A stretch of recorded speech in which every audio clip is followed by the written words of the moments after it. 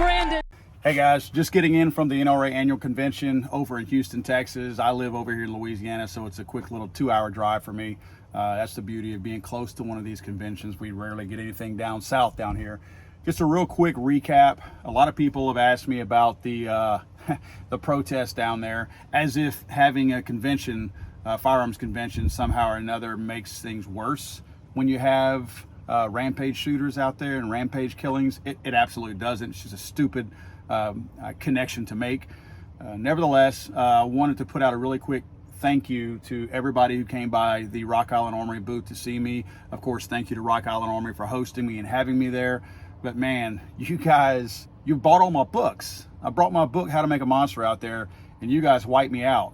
Friday, sold more books than I expected to, had to get more books for Saturday. And of course, today I had to leave by noon, or wanted to leave by noon, because I'm gonna go in the backyard and barbecue and pay some honor to our military veterans who've lost their lives over the years. So I wanted to get back home. So I finished up at about noon today. And yeah, I left out of there with maybe 3 books out of all that I brought. I don't remember how many I brought, but it was a ton.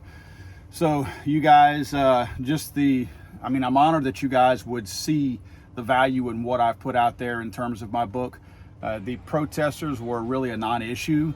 They probably did more to promote the NRA annual meeting in Houston, Texas, than actually hurt it. Their intent was to close it down, shut it down. And I think their intent was to actually get one of us, which we carried guns to the convention. I think their intent was to get one of us to do something stupid that would show that gun owners are somehow dangerous, when we're actually the most responsible people on the planet when it comes to firearms. They just don't understand that there is no correlation between law-abiding gun owners and criminals who kill people. They can't make that distinction between our two groups.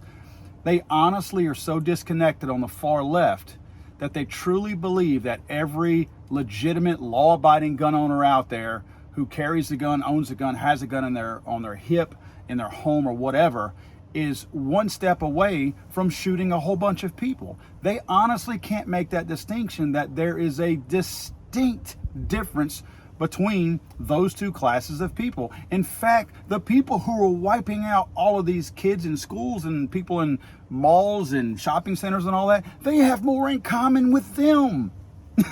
They've got less in common with us legal law-abiding gun owners. Those mass rampage shooters and killers out there have more in common with the wackos on the left. They are disconnected. They can't think properly. They don't possess any real form of common sense. Those folks are the ones that have things in common. We were more worried about the wackos across the street, because they're the ones that are unhinged. In fact, my Bronco here, I drove my Bronco over there. Well, I've got my decals and all that for my show on Fox on here. The hotel parks it out by the street because they said that something about the rack. They didn't know if the rack was going to allow it to go inside the garage. And I'm like, wait a minute, I don't really want my vehicle on the street. And they're like, oh yeah, you know, people are stopping and taking pictures of it. I said, I don't want that.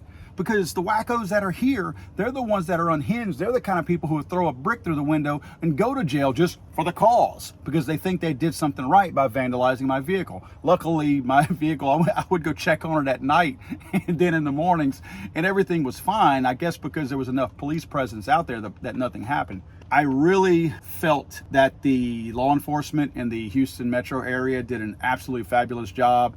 I think they said National Guard was called in too, but I didn't see them. I saw mostly Texas State Police and Dallas Metro and Sheriff's Department there. I don't recall ever seeing, I saw people in fatigues and camo type dress, but I don't think that was National Guard. But nevertheless, I thought law enforcement did a fabulous job. I know that all law enforcement are not good. Most of them are, but not all are. And not all law enforcement or gun guys are promote and support the Second Amendment. I will say generally in the South they do. Most law enforcement do.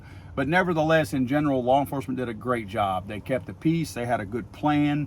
It seemed like they were really good at, when things started to escalate a little bit, they kind of tamped it down a little bit. They kept the groups apart from each other so that one would not instigate the other. So I thought a really, really good job. I know what the intent of the protesters was. I think the Irishman, the Irish Mexican, Beto O'Rourke, was out Friday or Saturday, I believe.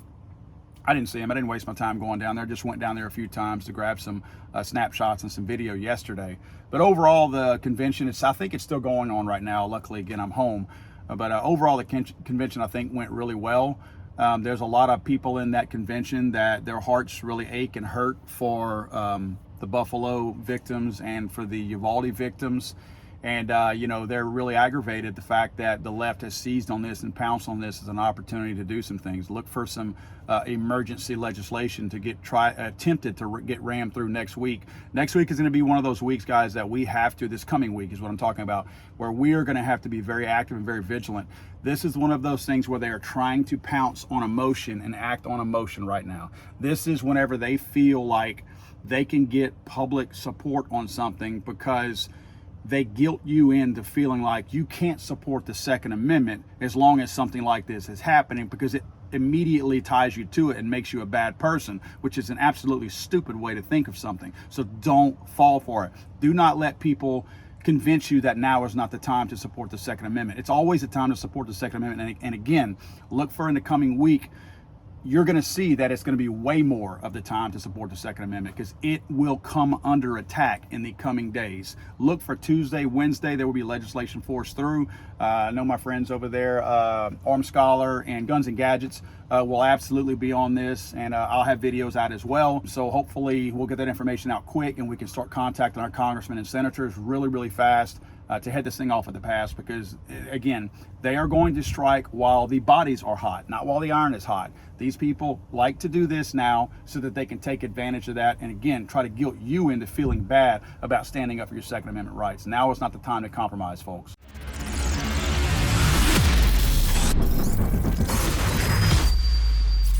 Let's go, Brandon.